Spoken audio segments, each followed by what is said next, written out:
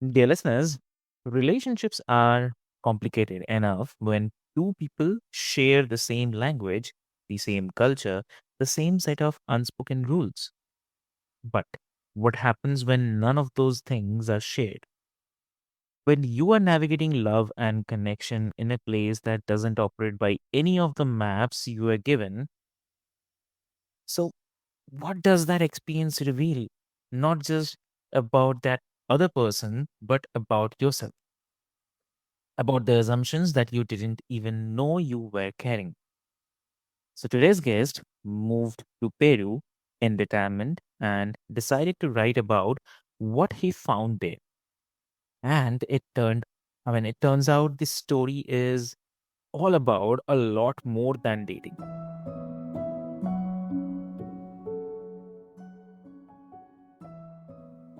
So, hey, dear listeners, welcome back to another powerful episode of Healthy Mind, Healthy Life, where we explore the full, honest, sometimes surprising territory of what it means to live well. I'm your host, Avik, and I'm really, really glad that all of you are here today. And my guest today is a US citizen who retired to Peru and ended up with the materials rich enough to write a novel, Trapped in Deception, a story rooted in the very real complexities of cross cultural connection, the differences in how men and women think, and what happens when you try to build genuine relationships across all of that. So, I'll not take much of your time. Let's welcome our guest, Ken Edward Webb. Welcome to the show. Thanks. Thanks for having me. Amazing. So, Ken, before we get into the book and everything it explores, I want to start with the decision itself. Um, retiring to Peru as an American is not the most conventional choice. So, what drew you there? Like, what surprised you most about the what life actually looked like once you arrived? I think what surprised me most is what they call Peruvian time, Peruana time. And that is, you confirm with somebody. This is outside of work. At work, they're punctual, but on anything else, you confirm with them, we're going to meet 7 in the evening, something like that. And no matter how many times you confirm, for it seems to be most of the people I've run into, you know, they're they're gonna show up 7:30, 7:45. Uh, the idea of being punctual. Now, I don't wanna step on any toes or offend any Peruvians who are listening, because there are those who are very punctual. But what I found mostly, I mean, I don't think they're doing it to be rude, but I think it's just their cultural thing that 7 is just kinda like, well, 7-ish. No matter how many times you tell them that, that was a shock to me, and then, uh Hmm. I guess also their pushback on technology. I mean, they all have phones, but as far as other things, as far as they're not big on technology. But it's more the punctuality that's bothering me. I don't care if somebody's into technology or not. Exactly, exactly. And um, Trapped in Deception. That title is doing a lot of work, and it suggests that the deception isn't always obvious, isn't always intentional, and might even be mutual also. So what is the central misconception about cross-cultural dating and relationship that your novel is quietly pushing back against? Uh, if I have to say, what do people assume about connection that the reality keeps contradicting? Okay, well, my novel is not about relationships, but however, it does involve people in both the United States and in Peru. And because I was living here also when I wrote it, and it just I mean the different the culture, the way they understand things, it's good and bad. I guess as a retiree, it's mostly good. I think if I was working here, I'd get frustrated, but the traffic here is just horrible. Uh, Terrible congestion. It can take, I mean, just to go 5 miles can take 30 minutes easily. In some cases, you're better off riding a bike or just walking. And the cultural thing, the horn honking, even when they're at a street light. I don't understand the cars are supposed to get up and fly away. I mean, I don't understand what you're benefiting honking when you know the light is red. I guess it's just anger. But in my novel, the person, the bad guy escaped to Peru. It was a good place for him to hide, uh, pretending to be a missionary down in Huancayo, which is a town in Peru.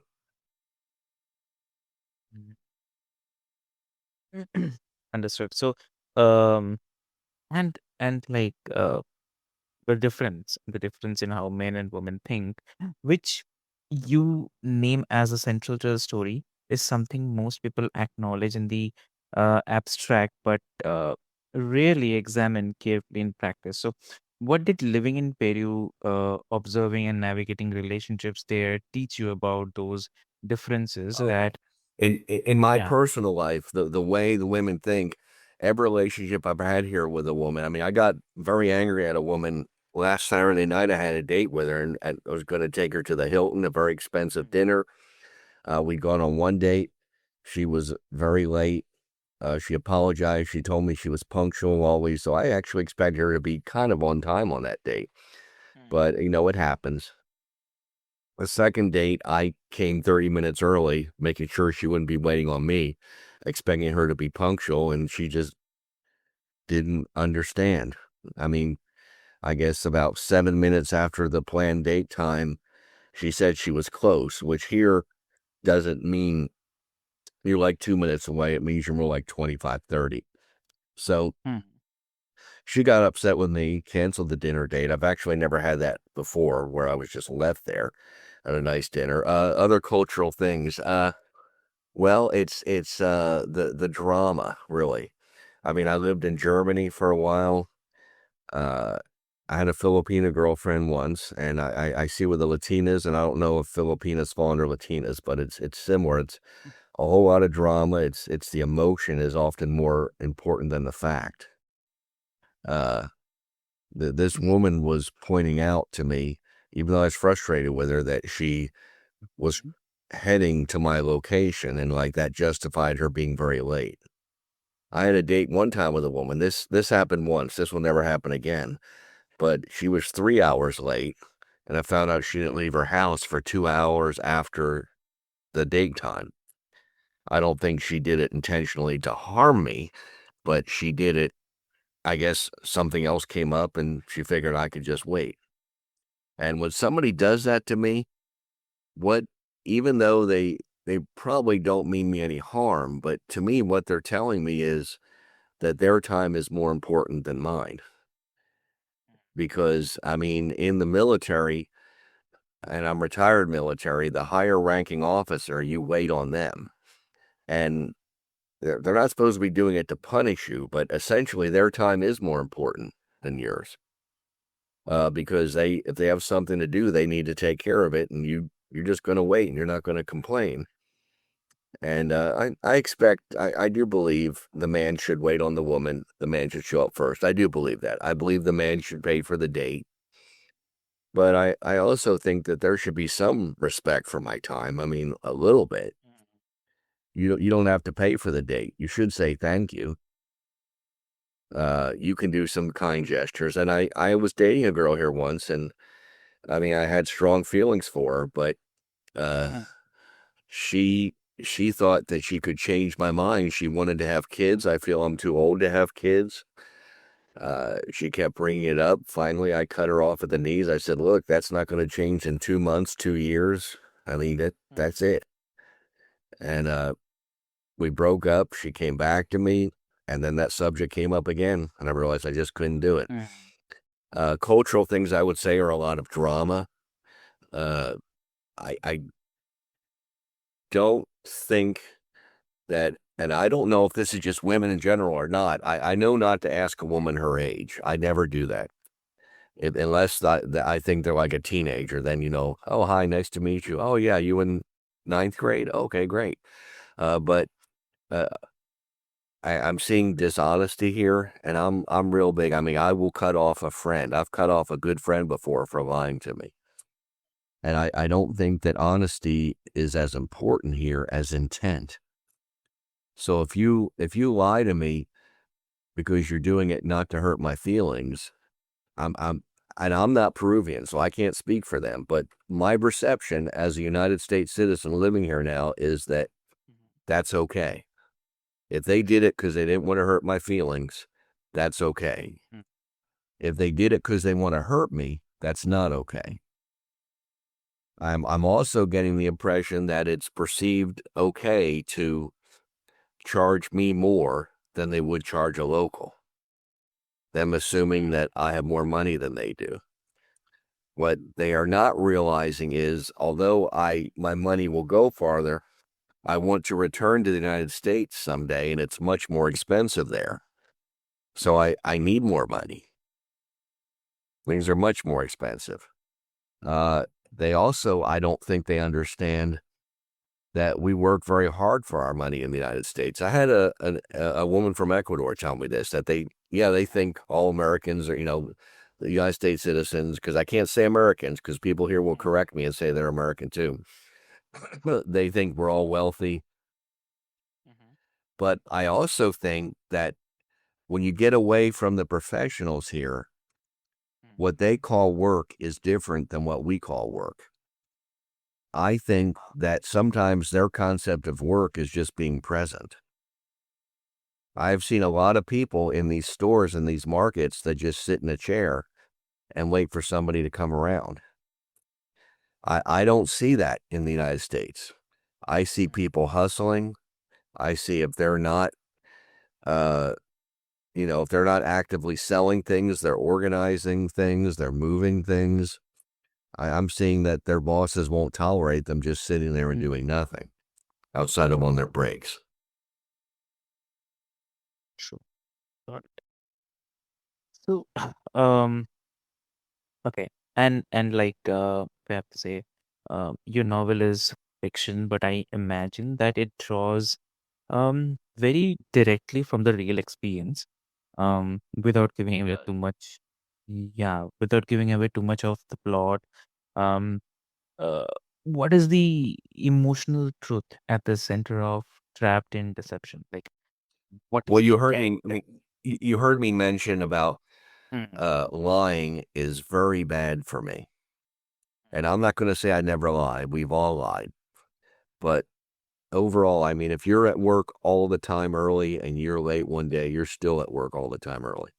yeah. And as a general rule, I am not going to tell an untruth. I have done it. It was wrong, and I've done it. But it's betrayal by a good friend of mine, and it's based. Everybody who speaks in the novel is based on a real person. I've exaggerated their qualities. The emails, the text in the novel are taken from real emails and texts.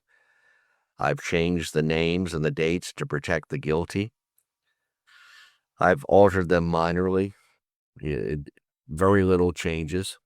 And it's just, betrayal and catharsis because Mm, the, y- the person has to deal with this person who's betrayed him before and has to bring him to justice. And he has the opportunity to either do the right thing and the legal thing or to really harm this person. And he has to make some choices. mm.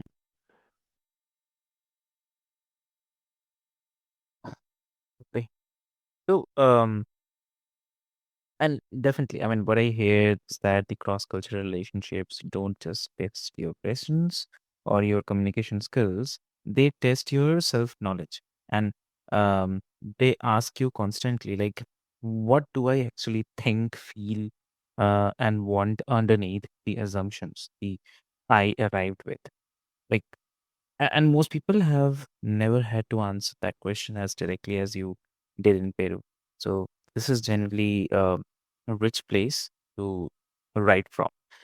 Mhm. And and if we talk about the living in the foreign country as a retiree, is not without, obviously it's hard days, the isolations, the language barriers, the moments of wondering whether you made the right call or not. How did you sustain yourself mentally and emotionally in a life that most people around you are not living and cannot fully imagine from the outside? Okay, well, there is an expatriate community here, and I took advantage of that. And I reach out to them. I'm, on their Facebook pages for them. I I pose questions uh, because they've had to deal with these also. Recently, I asked a question about taxes because I've been here long enough. I'm going to have to Mm, pay taxes in 2027 for 2026 here. mm, And, a lot of people don't obey the law here because they don't think they'll get caught, and they probably won't. mm, But I'm going to obey it, and then there's nothing to. Not only is it the right and ethical thing to do, but there's nothing to catch mm, because I'm obeying their laws. And so I've navigated it. I'm a Christian. I'm in a church here. I mm, volunteer in the church. I get emotional support from that. As I stated, I was dating a woman here. We were starting to get serious. We had some disagreements. We haven't talked in a little while, but I think, eventually, I mean, she's going to find someone who does want to have children with her. And I think we will come back to being friends because we started out being friends. And I think we will be friends again. And I also make friends with some Peruvians, especially at the language school I study at. mhm. And I keep busy. I mean, I wrote my first novel. I study Spanish. I'm preparing for my doctorate. Yeah. Okay. So, okay. And one more thing I want to ask, like, this is for the person who is listening, who is at the crossroads, maybe in a relationship that confuses them, or a life stage that feels like a blank page, or a desire to do something unconventional that they haven't quite given themselves permission for. So, what do you want them to hear from someone who actually did the unconventional thing? I would say do your research. We live. I'm 57. I'm not a young guy, and I graduated university without using the internet one time. So, but we don't live in that age anymore. That Mm, was the dark ages as compared to now. So they have a plethora of resources, and I would say use them. And I would start off just with something like ChatGPT and ask, what are the challenges with this? And then ChatGPT will lie to you. It'll make something up if it doesn't know the correct answer because I've caught it. mm, So, but it's a good place to start because it'll give you real quick mm, feedback. And then you can take that feedback and you can do your own research through YouTube. You can read up on it. And you just need to know what you're getting into.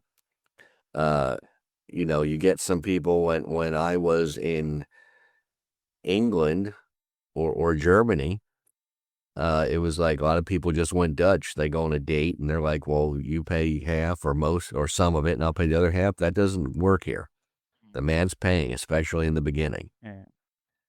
There is a idea of reciprocity. The girl I was dating, she didn't have any money. I never expected her to pay, but Mm, on my birthday, she did. We went to the market, got food, and she cooked me a mm. dinner.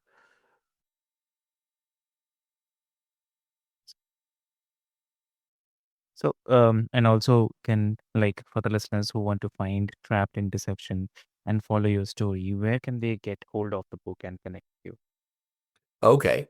It is on Amazon, both Amazon for the United States and on the United Kingdom. It's available in ebook, softcover, and hardcover. Mm, I also did an audiobook, which I narrated myself. And I have a webpage, kenweb69.com. That's kenweb69.com. The 69 is the year I was born. Kenweb 6 okay. www.kenweb with two B's, KENWEBB 69.com. Mhm, Uh, Additionally, I mean, I have audiobooks. So they can look on YouTube and they can look on Facebook. And I occasionally put advertisements up there. I still mm, have, when I say I have audiobooks, I still have codes for free copies of the audiobook. And the only thing I ask, there's no catch. I won't be recontacting them in 6 months to try to read another book. I will ask them to do a review, but if they don't do it, that's up to them. Understood. Yeah. I won't So, bother them. so dear listeners, what I'll do is I'll put all the links, details, everything into the show notes for easy reference. And so with this is the wrap for today's episode of Healthy Mind, Healthy Life. And if this conversation made you think about a relationship you are in, a place you have been meaning to go, or a version of yourself you haven't quite given yourself permission to become, sit with that. It's worth more than you think. So, the lessons Ken's book details will be there in the show notes. And if someone in your life needs the kind of honest, unfiltered perspective he brought today, please share this episode with them. And with this, hope this is your host, Avik, and this is Healthy Man, Healthy Life. The unconventional path is not for everyone, but for some people, it's the only one that leads somewhere through. So take care of yourselves. See you next time. Thank you so much.